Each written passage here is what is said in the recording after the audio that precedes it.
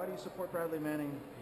Well, I think he did a very courageous thing, a thing that most of us are not up to. He saw firsthand people being tortured, young kids his age being sent into Iraqi prisons to be tortured. He saw that horrific saw that horrific WikiLeaks video, gun barrel photography with sound. It showed the U.S. soldiers in the Apache helicopter relentlessly pursuing and killing a dozen Iraqis, all of them civilians. One of them, a good Samaritan, trying to rescue someone who was wounded. That, my friend, is a war crime, pure and simple. You don't shoot people trying to rescue or trying to bring the wounded under cover. So he's a rare animal, and he's being persecuted for what he did because the U.S. government doesn't want these secrets to be divulged. And more important even, they want to make an object lesson of Bradley Manning. Look, you do this kind of thing, you reveal sensitive information, sensitive in the sense that it embarrasses this government, shows this government is doing war crimes. Well, this is not going to happen to you. Well, that's the name of the game. They're determined. Don't let anybody else do this. Scare the hell out of them.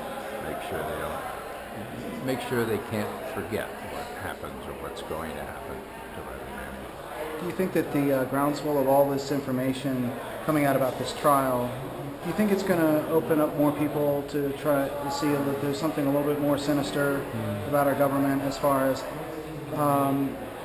not necessarily being complacent, or maybe being complacent in the events of 13 years ago in South Manhattan and in Virginia and in Pennsylvania? I mean, do you think that those events might become to light as a real investigation could possibly be done for 9/11? Well, the way I see it, the real question is, can Americans handle the truth?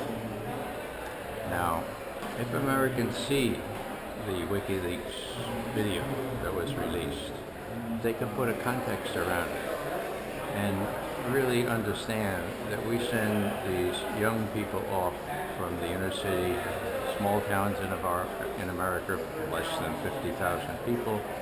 We call it volunteers. It's a poverty draft.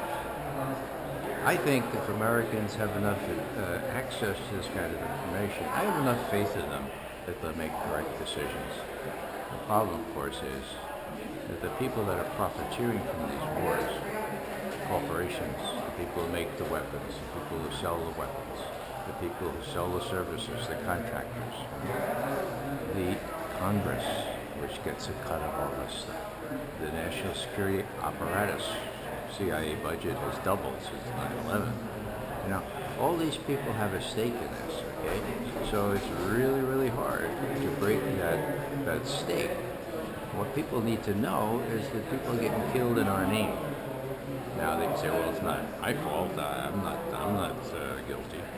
Well, I go back to an old rabbi who was very outspoken during Vietnam. His name is Heschel, okay, Rabbi Abraham Heschel. He said very poignantly and very directly that no, not all of us are guilty, but all of us are responsible. Otherwise, forget democracy. Otherwise, forget this pretense that we have something to say about our government. So that being the case, if, and it's a big if the information gets to the American people, I think then, and only then, will they be able to challenge the powers that be, the people who run the news, the people who run the army, the people who are profiteering from war. Otherwise, you know, it's a good business for the military-industrial complex. That sessions like we saw tonight with real patriots will come into the consciousness of American people, and that by and by, you know, maybe not next year, maybe not even during my lifetime, but that the seeds that we plant on evenings like this, they'll be captured, and they will be able to instruct later generations as to what to expect from our government. Now, there are lots of secrets about our government. 9/11 is a prime example. There was a faux inquiry there, a commission that looked into it, and they came up with a cover story. How do I know it's a cover story? The two chair people of that commission, Governor Kane of New Jersey, Lee Hamilton, the volunteer Democratic, the Democratic candidate for any commission because he's malleable. Selikov was running the commission. Well, the two leaders of the commission wrote a book and they said, oh, you know, we were set up to fail. We weren't given enough money, we weren't given enough people, we weren't given enough time, we weren't given enough access to sensitive information. So yeah, we were set up to fail. Well, you know, wouldn't it have been nice if they told us at the time and then put out this full report? So clearly what's necessary is an independent investigation of 9/11. I applaud all these other people who are out there, the architects and the engineers, the people trying to look at the science of the thing, look at the facts, what we knew, who was doing what, when. I applaud that. I really resent them being called conspiracy theorists because the people who call them that are people who have a lot of stuff to cover up, okay? So let the investigation begin. Let us follow the facts. Let's see what really happened there. And I think all this WikiLeaks stuff does have a salutary effect in reminding Americans that, you know, whereas we used to be able to expect a modicum of honesty from our government, even the good guys, you know, Obama, I thought he was a good guy. I am profoundly disappointed. And as someone who took a solemn oath to support and defend the Constitution of the United States against all enemies, foreign and domestic, I can't sit back and say, oh, that probably expired. Because the lawyers tell me that oath doesn't ever expire, okay?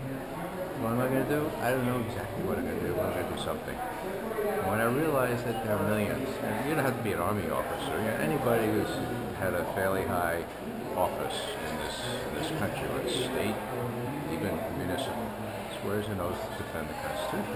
So there are millions of us. As Cesar Chavez used to say, when people say, oh, there aren't enough of us, he said, there are enough of us. There are already enough of us. But nice speeches, nice articles, they're really nice.